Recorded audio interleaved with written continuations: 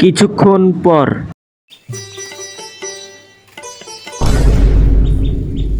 Hello CID. CID আসার পর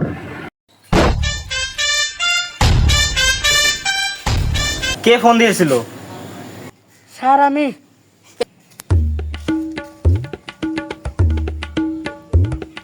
কেমনে খুন হয়েছে?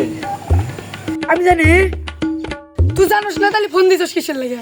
সিআইডি করে ভালো ভাতও খেয়ে পারিস না।